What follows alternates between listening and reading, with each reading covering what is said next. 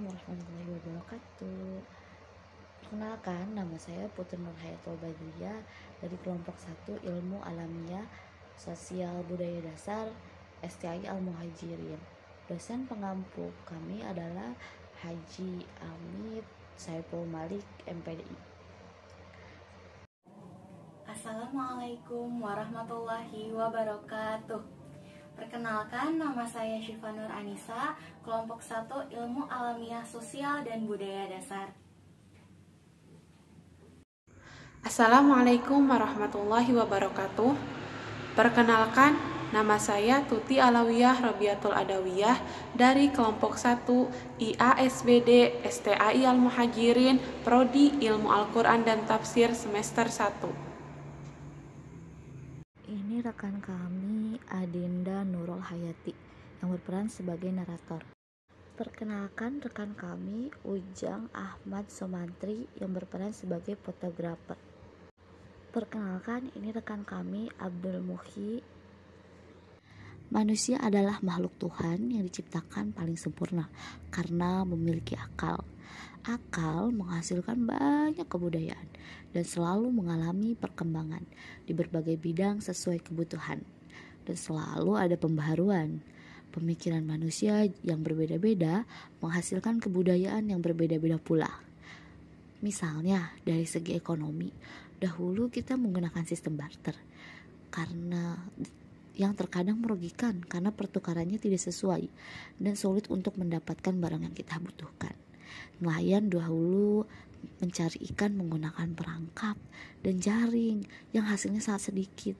Dibandingkan dengan sekarang, nelayan lebih mudah untuk menangkap ikan di tengah laut, bahkan bisa berpindah-pindah tepat karena teknologi kapal zaman sekarang memiliki teknologi navigasi, sehingga itu pula ikan yang didapat lebih banyak. Petani dahulu memisahkan kulit ari dari padi harus menggunakan lesung dengan tenaga manusia.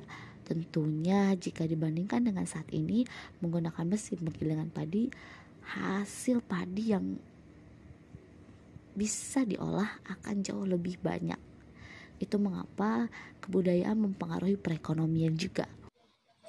Pada segi seni, budaya atau akal manusia berperan penting dalam penciptaannya. Contohnya dalam hal berpakaian, arsitektur, dan musik.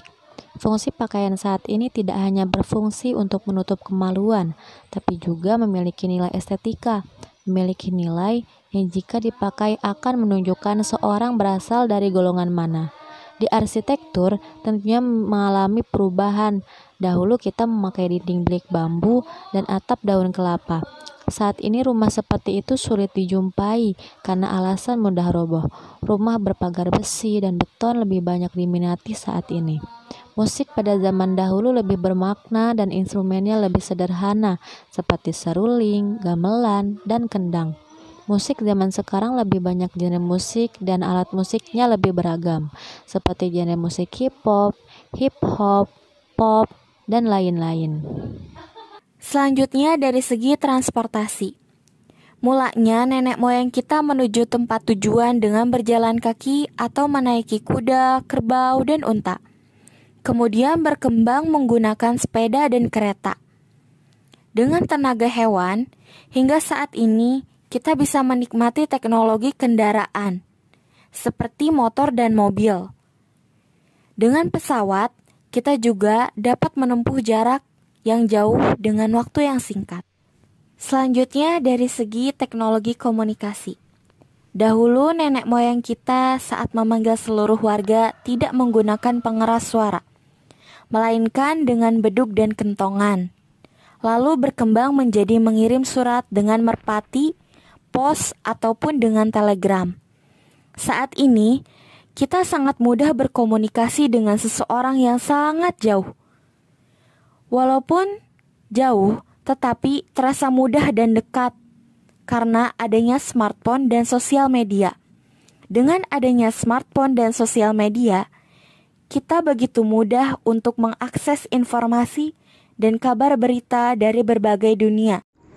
Dalam segi permainan juga, tentu sudah berbeda jauh dari zaman dahulu. Perubahan ini terpengaruhi karena berbagai macam dampak globalisasi. Tanpa kita sadari, permainan saat kita berusia 5-10 tahun berbeda dengan anak sekarang pada usia tersebut. Pada usia tersebut, tentu kita masih bisa bermain berbagai macam permainan tradisional yang mampu mengasah emosi dan tenaga, melatih baik sisi rohani ataupun jasmani. Seperti contohnya permainan petak umpet, ucing-ucingan, batu lima, bola bekles, permainan karet, dan masih banyak lagi. Permainan tersebut kini sudah terganti, tidak perlu lagi mengeluarkan banyak keringat atau tenaga, dan juga tidak perlu harus keluar rumah. Hanya dengan duduk dan tangan serta mata yang memainkan, kita bisa sambil tiduran atau duduk santai saja. Permainan sekarang hanya ada dalam satu genggaman tangan. Makanan pada zaman dahulu lebih sederhana dan tergantung pada kondisi alam sekitar, dan diolah pula dengan cara yang sederhana, seperti ketan bakar, ubi bakar, singkong rebus, tape, dan opak. Makanan pada saat ini berbagai macamnya karena dampak dari globalisasi. Makanan khas negara lain pun mudah diterima oleh manusia saat ini. Dari semua penjelasan tadi, kita bisa menyimpulkan bahwa banyak perubahan yang terjadi karena akal manusia. Manusia berperan penting dalam membentuk dan melaksanakan kebudayaan. Maka tugas kita sebagai makhluk budaya adalah terus berbudi pekerti dan selalu melestarikan apa-apa yang telah diwariskan oleh nenek moyang kita.